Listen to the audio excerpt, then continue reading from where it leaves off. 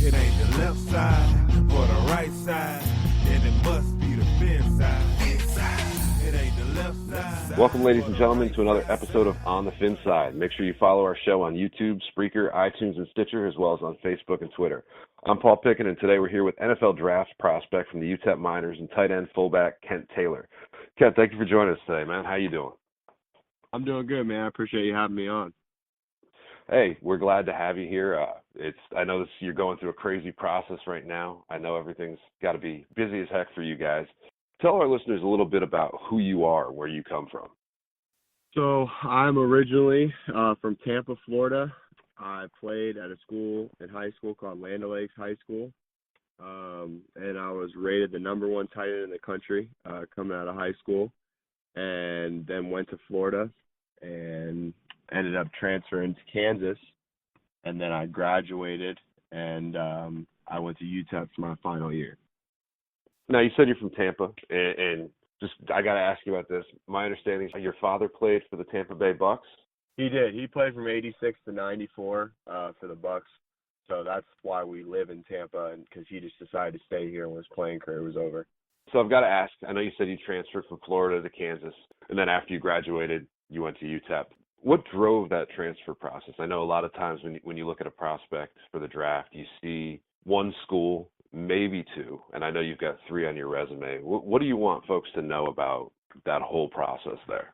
Well, I mean, if you follow college football closely, then you know that coaching changes happen all the time. And, for me, I basically decided to go to Florida based off the fact that Charlie Weiss was going to be my offensive coordinator, and that I was going to get used in a way that I felt that was good for my skill set. And basically, as soon as I signed, he left to go to Kansas. So I still decided, obviously, to go to Florida. But after 2 years, I decided that it would be best for me to leave, and try and get in a better system for me. So I actually decided to follow Charlie Weiss and go to Kansas.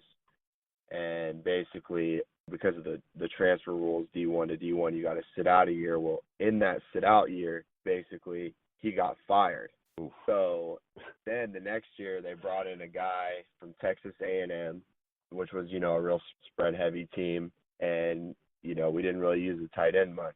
And so I graduated and then went to UTEP because I felt that was, a good fit and basically that they would use my skill set the right way. Now, I know in that final year at Kansas, they didn't use the tight end very much. You had 15 receptions for 179 yards and a touchdown. How did you make the most of that situation? Because it sounds like in a lot of these scenarios, you didn't end up getting utilized. So you're somewhat of an undiscovered talent at this point going into the NFL draft. Correct. Well, I mean, I dropped a little weight at Kansas, and basically just played slot receiver and did all I could do, you know what I'm saying, in that aspect. So, I mean, I just kind of made the best of it by just trying to make every game count, make as many plays as I can every game, and just help my team the best way I could, even though it wasn't the way that I really thought I should be helping. And that's fair. I know you went into college as a tight end, as you pointed out. You were the number one prospect in the country. And one thing I noticed is you're also listed as a fullback now. And I know you don't see many 6'5" fullbacks. What drove that decision-making process, and really how do you see yourself fitting into an NFL offense at the next level with your skill set?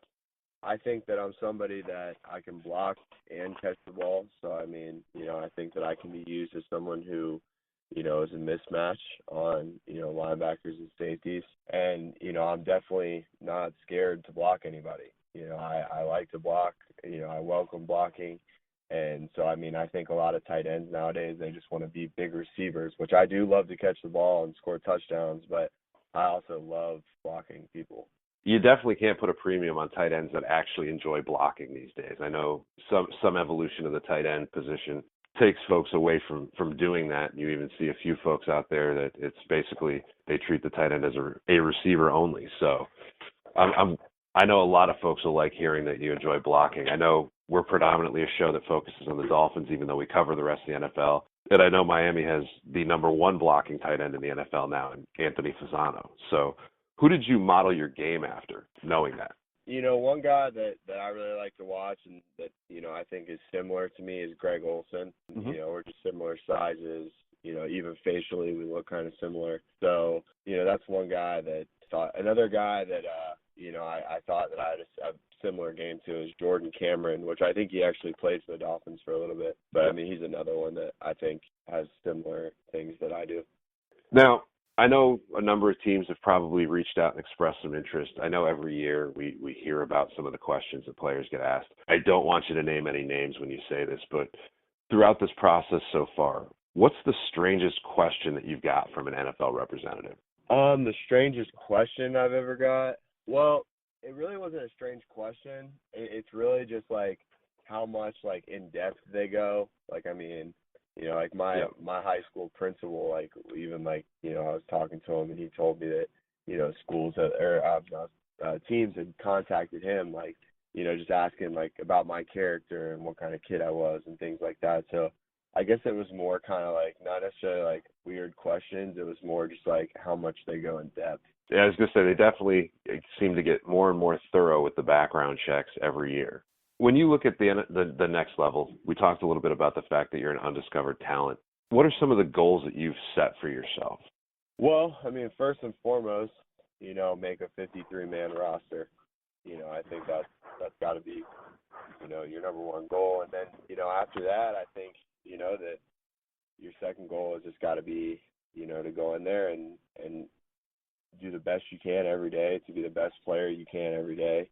And, I mean, as far as goals, I would love to, make some plays in my rookie year, catch some touchdowns, all that stuff. But, I guess the goal first and foremost is just, getting on a team and finding a good spot and a good fit and stuff like that. Now, I know OTG Sports, the agency that you're with, one of the big things that they have out there is involvement in the community. I know your agent, Chris Martin, he got started out actually after his playing career out in the community with. And what can NFL fans expect to see from you in the community at the next level? I mean, just really getting out there and helping people and, even trying to, help people that are less fortunate and, just encourage them to, be the best they can. But I definitely think that, going out to the community and using the platform that you've been given as a professional athlete is something that's very important. And, I think that every professional athlete should, give back and do their part as far as just back in the community and things like that. Now, what advice would you give to a young player trying to follow in your footsteps? And as far as playing in college, playing in high school, or even trying to get to the NFL level, what advice would you give to them? The biggest advice that I would give somebody coming up is you have to work hard. Talent is never going to be enough. There's no substitute for hard work. I mean, there's a saying, you can't cheat the grind. It knows what you put in. It's not going to let you get out of it what you didn't earn. And that is 100% true. I mean, if you want something, you got to work for it. Anything in this world, nothing can be handed to you, anything like that. So I guess I didn't really understand the importance of hard work till, later in my career, and it hurt me a little bit. And so that's one thing is just, outworking people and, things like that. And that's just so important, and people don't realize it. And I sure didn't. I absolutely love that phrase, and I'm going to keep that one in the back of my head, the you can't cheat the grind, because I think that's actually a fantastic way to put it. Couple last quick questions. Is there anything that you would like to promote or share that you're involved in out there? Let our listeners know where they can find you out on social media and just follow what you're up to. Yeah, I mean, I have Instagram and Twitter, things like that. But, as far as like promoting anything else, I don't really, have anything else at the moment. But yeah, just social media and things like that, but that's about it. Last two questions. An NFL general manager sitting hypothetically in the draft room. He's got your name and two or three others sitting in front of him trying to make his final decision with the pick. What would you say if you had the opportunity to talk to him to convince him that you're the guy to go with here? I would just say that I'm willing to die for it, and these other people aren't.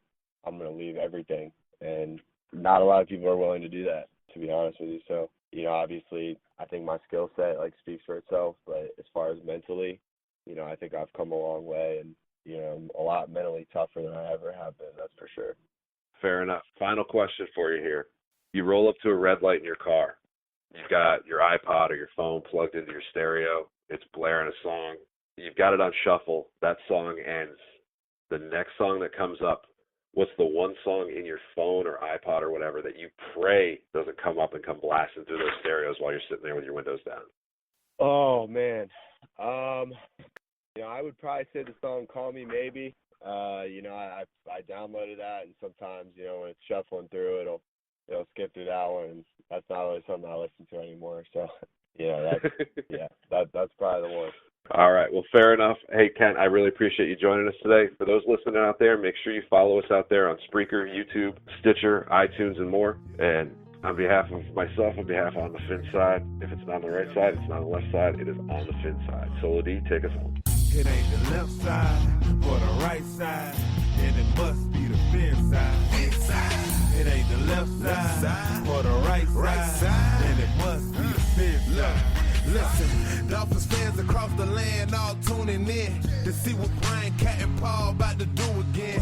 We rep our team, you can't change, stop, or ruin it. All we need is